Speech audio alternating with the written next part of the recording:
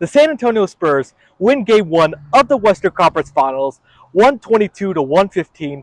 That was one of the best playoff games in NBA history. It was an instant classic. The Spurs were led by Victor Wembanyama, the alien, the best player in the world currently. He had 41 points, 24 rebounds. He played like Wilt Chamberlain. The Thunder had absolutely no answer for him on both sides of the floor. And for the Spurs to get this win in Game 1 really sets a tone and gets some momentum in the series, because this is a heavyweight battle between two 60-win teams in the Western Conference.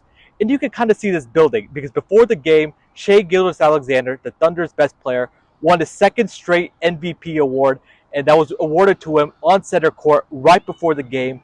And you could see Victor Wembanyama was in complete locked-in mode, and you could see that he was ready to prove a point and show the NBA world that he deserved that MVP, and he's coming to get the Oklahoma City Thunder, and that's exactly what he did.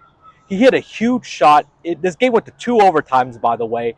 In the second overtime, no, first overtime, 128 to 128. He tied the game. It was like a Steph Curry type of shot, a 28-footer, a dagger, and from then the Spurs really started getting some momentum and really put the clamps on the Oklahoma City Thunder. The thing that I was looking for coming into the series was how the Spurs were going to guard SGA, Shai Gilgeous-Alexander. And they really threw multiple bodies at him. Of course, De'Aaron Fox did not play this game because he was injured. Hopefully he'll play Game 2. He looks like he's on track to play Game 2. But Stephon Castle, Dylan Harper, who started at point guard, but Stephon Castle did a marvelous job on Shai Gilgeous-Alexander. And it just shows you the wing depth, the perimeter defenders that the Spurs have that can throw at him.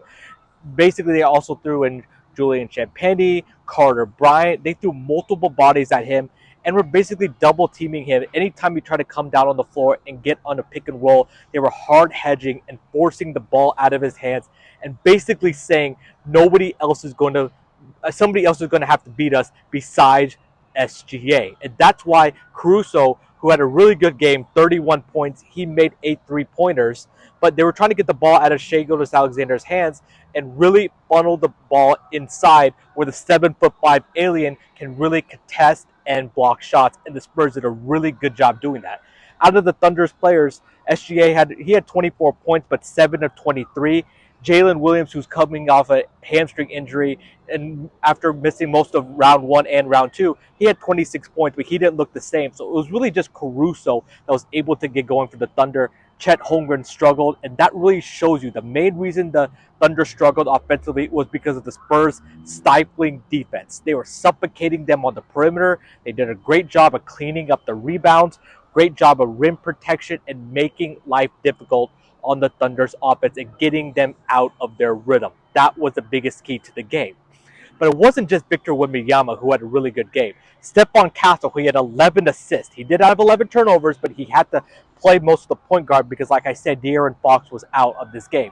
He was finding people in a straight facilitator mode, but not only doing that, he was really attacking the Thunder.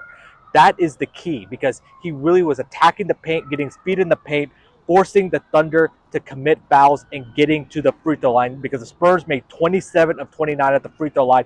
That came in huge dividends, especially on the road, and for them to be able to steal this road victory.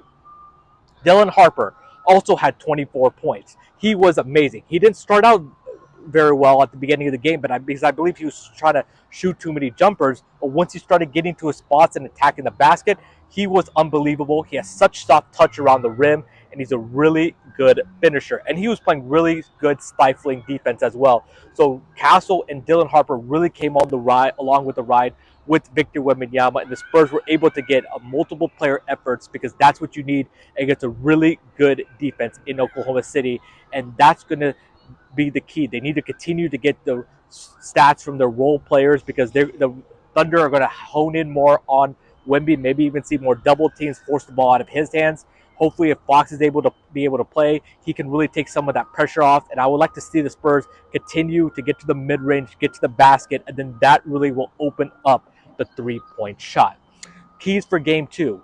Continue to bottle up SGA. He did say after the game that the keys to facing the Spurs defense, particularly Wemby, is to be smart, but also be patient, but also not to be passive and not even look to the lane. I think the Thunder are a little bit passive, so look to see them be in attack mode and really try to get Wemby in foul trouble. So the Spurs need to continue to stay out of foul trouble, guard the 3-point line. You cannot let Oklahoma City get hot from three. And then on the opposite side of the basketball, they need to execute. We need some good ball movement. We need to get offensive rebounds, defensive rebounds, control the boards. And if they take care of the ball, I really think as good as this Thunder team is, they don't have enough defenders to be able to guard the multiple weapons on the Spurs. And Spurs had 52 points in the paint, but it's something I really like to see. And then also, at times I thought they took too many three-point shots. If they could just be in attack mode all game long, that really puts a lot of pressure on the Thunder. But the Thunder are going to come out swinging tonight because this is practically a must-win game for them. They cannot fall 0-2 going back to San Antonio, so the Spurs need to match the Thunder's edge, match the Thunder's physicality, and really be able to overcome the runs. They're going to go on these huge runs. The crowd's going to really get into the game. If they can overcome that and stay poised, they have a chance to steal another game on the road. This is Shivam Patel reporting to you live from San Antonio, Texas, and we'll be back for another report before Game 3.